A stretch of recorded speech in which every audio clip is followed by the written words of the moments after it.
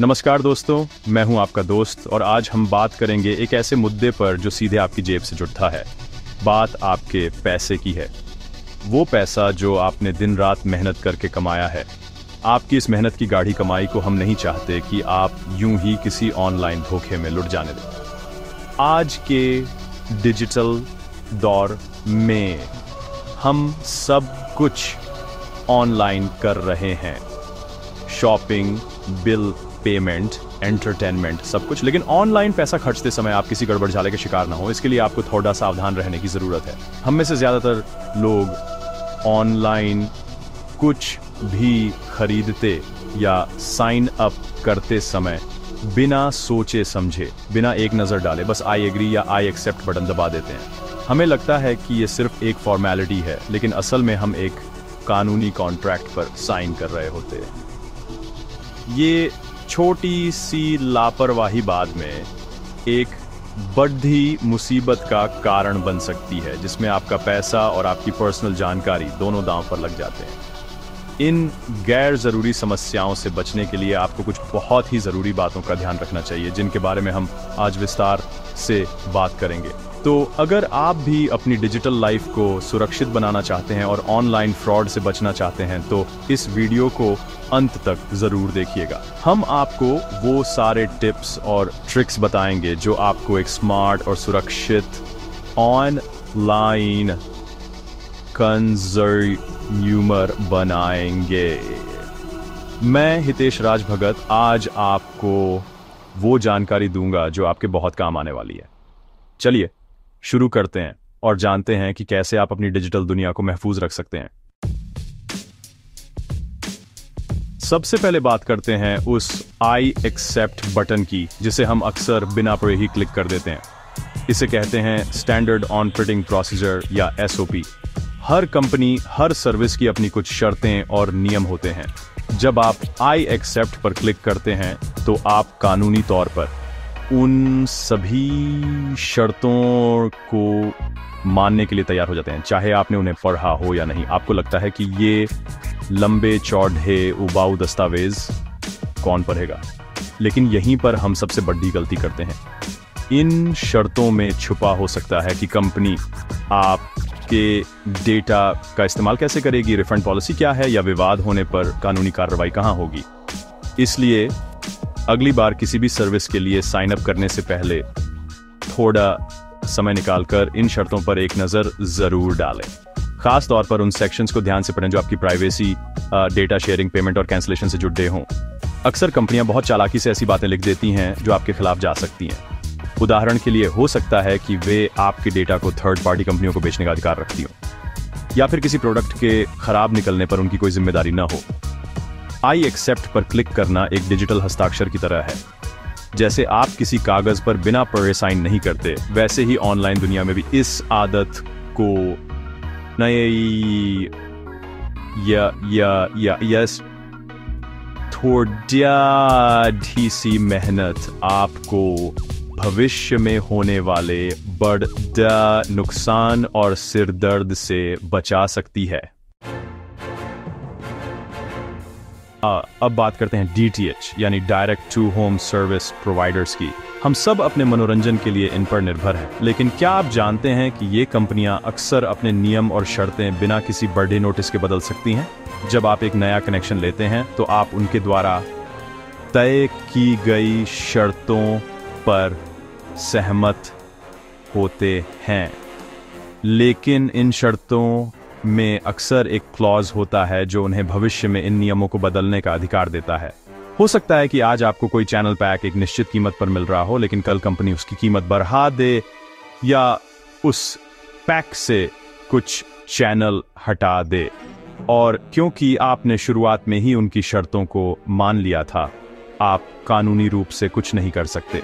इसलिए यह बेहद ज़रूरी है कि आप न सिर्फ नया कनेक्शन लेते समय, बल्कि समय समय पर अपने DTH प्रोवाइडर की वेबसाइट पर जाकर उनके टर्म्स एंड कंडीशंस को चेक करते रहें। खासकर जब भी आपके बिल में कोई बदलाव दिखे या कोई चैनल बंद हो जाए, तो सबसे पहले उनकी शर्तों को दोबारा PR हैं। कई बार कंपनियां अपने ग्राहकों को ईमेल या SMS के जरिए सूचित करती हैं लेकिन ये मैसेज अक्सर हमारे इनबॉक्स में खो जाते हैं। जागरूक रहना आपकी जिम्मेदारी है। याद रखें, जानकारी ही बचाव है। अगर आप अपने अधिकारों को जानेंगे ही नहीं तो उनके लिए लड़ेंगे कैसे? हम सबको फ्री ऐप्स बहुत पसंद है। Gaming, photo editing, social media, हर चीज के लिए मुफ्त ऐप्स मौजूद हैं। लेकिन क्या आपने कभी सोचा है कि जो चीज मुफ्त है उसकी असली कीमत क्या है? कहावत है, if you are not paying for the product, you are the product. यानी अगर आप किसी चीज के लिए पैसे नहीं दे रहे हैं तो आप खुद ही वो प्रोडक्ट हैं जिसे बेचा जा रहा है। फ्री ऐप्स बनाने वाली कंपनियां पैसा कैसे कमाती हैं? इसका जवाब है आपके डेटा से। जब आप कोई फ्री ऐप इंस्टॉल करते हैं तो वो आपसे आपके contacts, location, photo gallery, microphone और भी बहुत कुछ एक्सेस करने की परमिशन मांगता है। हम बिना सोचे समझे अलाउ पर क्लिक कर देते हैं। ये ऐप आपकी आदतों, आपकी पसंद नापसंद, आप कहाँ जाते हैं, किससे बात करते हैं, सब कुछ ट्रैक करता है। फिर इस जानकारी को डेटा कंपनियों को बेच दिया जाता है जो इसका इस्तेमाल आपको टारगेटेड विज्ञापन दिखाने के लिए करती हैं। आपने कभी गौर किया है कि आप किसी प्रोडक्ट के बारे में बात करते हैं और थोड़ी देर बाद ही आपको उसका विज्ञापन दिखने लगता है? ये कोई जादू नहीं बल्कि आपके डेटा की ट्रैकिंग का नतीजा है। इसके अलावा ये ऐप्स बैकग्राउंड में लगातार चलते रहते हैं, जिससे आपका मोबाइल डेटा और बैटरी दोनों ज्यादा खर्च होते हैं। तो अगली बार कोई भी फ्री ऐप डाउनलोड करने से पहले 2 बार सोचें और देखें कि आप उसे क्या क्या परमिशन दे रहे हैं। आजकल लगभग हर वेबसाइट और ऐप पर आपको साइन इन विद गूगल या साइन इन विद फेसबुक का ऑप्शन मिलता है। ये बहुत सुविधाजनक लगता है ना? नया अकाउंट बनाने, यूजर नेम और पासवर्ड याद रखने के झंझट से छुटकारा मिल जाता है। लेकिन क्या आपने कभी सोचा है कि इस सुविधा के बदले आप क्या दे रहे हैं? जब आप किसी थर्ड पार्टी साइट या ऐप को अपने सोशल मीडिया अकाउंट से लॉग इन करने की परमिशन देते हैं तो आप असल में उसे अपनी प्रोफाइल की बहुत सारी जानकारी तक पहुंचने का अधिकार दे रहे होते हैं। इसमें आपका नाम, प्रोफाइल पिक्चर, ईमेल आईडी, दोस्तों की लिस्ट और कई बार तो आपकी पोस्ट और लाइक्स भी शामिल हो सकते हैं। ये जानकारी उस थर्ड पार्टी कंपनी के पास चली जाती है और वो इसका इस्तेमाल कैसे करेगी इस पर आपका कोई कंट्रोल नहीं रहता। हो सकता है वो इसका इस्तेमाल आपको विज्ञापन दिखाने के लिए करे, या इससे भी बुरा वो इस डेटा को किसी और को बेच दे। इसलिए इस सुविधा का इस्तेमाल करने से पहले हमेशा ये चेक करें कि आप उस ऐप या वेबसाइट को क्या क्या परमिशन दे रहे हैं। फेसबुक और गूगल की सेटिंग्स में जाकर आप ये देख सकते हैं कि कौन कौन से ऐप्स आपके अकाउंट से जुड़े हैं और उनके पास क्या क्या एक्सेस है। जिन ऐप्स का आप इस्तेमाल नहीं करते उनका एक्सेस तुरंत हटा दें। सुविधा जरूरी है पर सुरक्षा से बढ़कर नहीं। फास, हम सभी अपनी यादों को सहेजने के लिए तस्वीरें खींचते हैं और उन्हें ऑनलाइन दोस्तों और परिवार के साथ शेयर करते हैं। कई बार हम फोटो प्रिंटिंग वेबसाइट्स पर अपनी तस्वीरें अपलोड करके उन्हें प्रिंट भी करवाते हैं। ये सब बहुत आसान और मजेदार लगता है, लेकिन क्या आपने कभी इन वेबसाइट्स की टर्म्स ऑफ सर्विस को पढ़ने की जहमत उठाई है?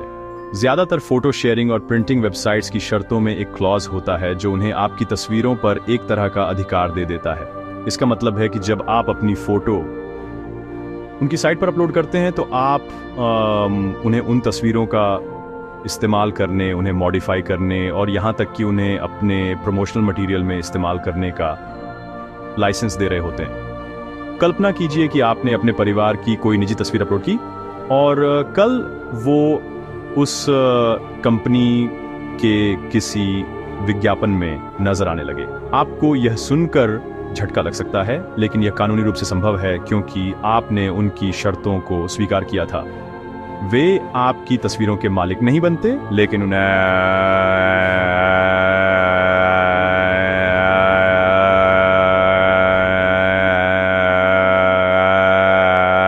अधिकार जरूर मिल जाता है। इसलिए अपनी निजी या संवेदनशील तस्वीरें किसी भी ऑनलाइन प्लेटफॉर्म पर अपलोड करने से पहले उनकी प्राइवेसी पॉलिसी और शर्तों को ध्यान से जरूर पढ़ें, जाने कि वे आपकी तस्वीरों का इस्तेमाल कैसे कर सकते हैं और क्या आपके पास उन पर पूरा नियंत्रण है या नहीं।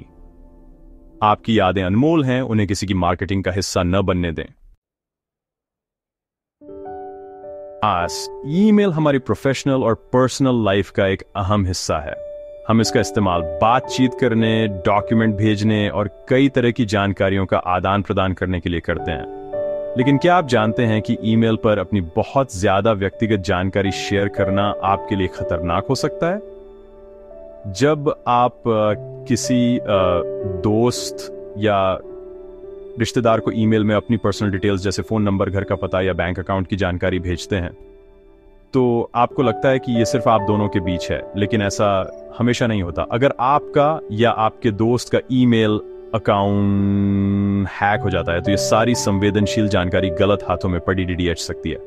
इसके अलावा कई बार हम ऑनलाइन फॉर्म भरते समय या किसी सर्विस के लिए रजिस्टर करते समय अपना प्राइमरी ईमेल एड्रेस दे देते हैं। ये कंपनियां आपके ईमेल एड्रेस को मार्केटिंग लिस्ट में शामिल कर लेती हैं। इसके बाद आपके इनबॉक्स में स्पैम और अनचाहे प्रमोशनल ईमेल्स की बार आ जाती है। यही नहीं, वे आपके ईमेल एड्रेस और उससे जुड़ी जानकारी का इस्तेमाल करके आपको दूसरी वेबसाइट्स पर भी टारगेटेड विज्ञापन दिखाते हैं। इससे बचने का एक अच्छा तरीका यह है कि आप 2 ईमेल अकाउंट रखें, एक पर्सनल जिसे सिर्फ भरोसेमंद लोगों के साथ शेयर करें और दूसरा पब्लिक जिसका इस्तेमाल ऑनलाइन रजिस्ट्रेशन और शॉपिंग के लिए करें। इससे आपकी प्राइवेसी ज्यादा सुरक्षित रहेगी। इस फ्लाइट, ट्रेन या बस की टिकट ऑनलाइन बुक करना अब आम बात हो गई है। इससे हमारा समय बचता है और हम घर बैठे ही अपनी यात्रा की योजना बना सकते हैं। लेकिन टिकट बुक करते समय हम अक्सर जल्दी में रहते हैं और एक जरूरी चीज पर ध्यान देना भूल जाते हैं, रिफंड और कैंसिलेशन पॉलिसी। हर एयरलाइन, हर ऑनलाइन ट्रैवल एजेंसी की अपनी अलग अलग पॉलिसी होती है। खासकर जब आप स्पेशल फेयर या डिस्काउंटेड टिकट खरीदते हैं तो आपको ज्यादा सावधान रहने की जरूरत है। ये टिकटें अक्सर नॉन रिफंडेबल होती हैं, यानी अगर आपको अपनी यात्रा कैंसिल करनी पड़ी 6 तो आपको एक भी रुपया वापस नहीं मिलेगा।